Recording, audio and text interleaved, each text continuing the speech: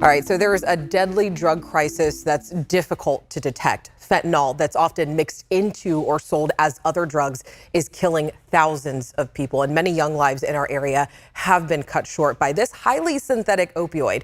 And Yolo County investigators are trying to hold people accountable.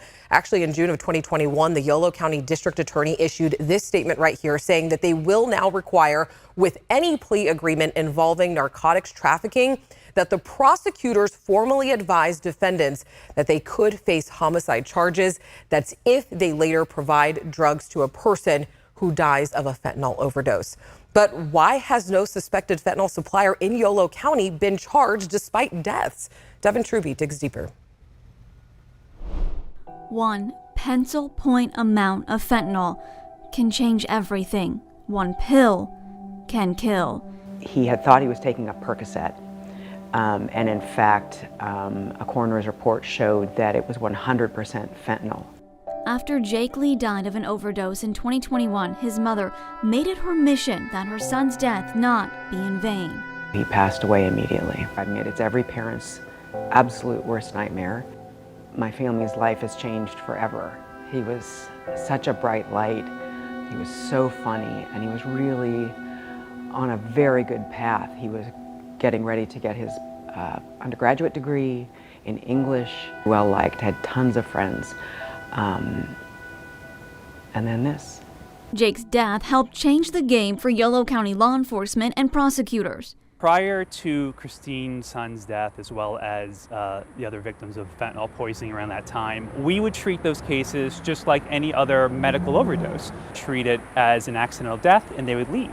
Now we treat them like crime scenes. We create a forensic perimeter. We obtain all the physical evidence we can. We obtain cell phones, rewrite search warrants for those phones, rewrite search warrants or social media.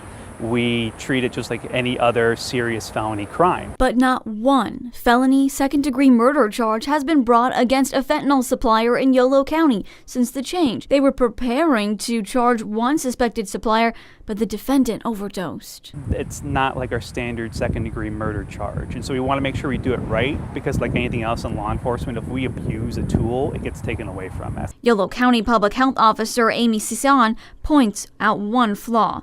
If officials solely rely on the state's overdose and fentanyl data for Jake Lee, his death would just now be appearing in their system. Right now, the California Department of Public Health in 2023 is only reporting data through 2021 on its opioid dashboard. So if you're relying on the state data and their analysis to look at opioid and fentanyl overdoses, then, we're 2 years behind. One of many flaws. Here's how it works. A county coroner fills out a death certificate. That goes to the National Center for Public Health Statistics.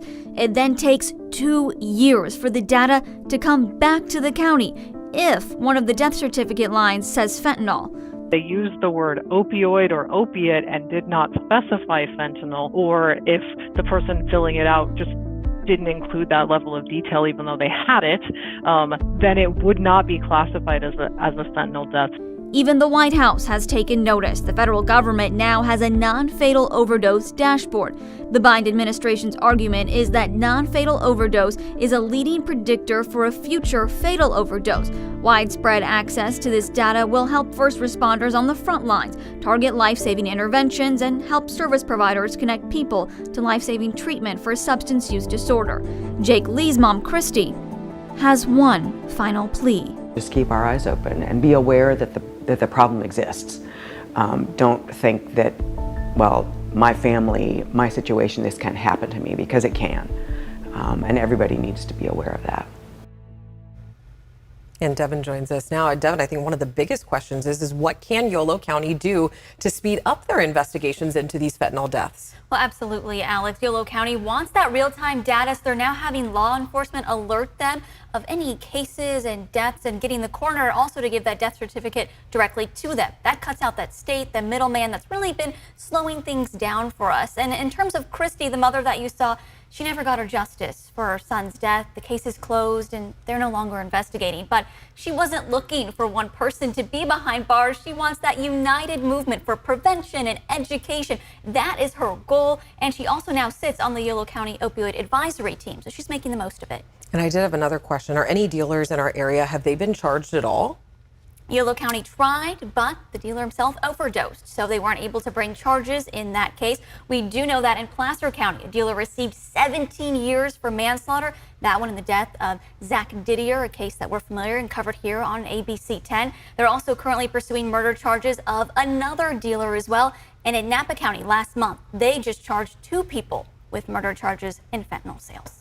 All right, Devin, thank you so much. And this is a story that we will continue to follow. We do have more information on our website. If you do want to read more about the fentanyl crisis, our digital team has been tracking deaths across multiple counties. You can head to abc10.com/to-the-point.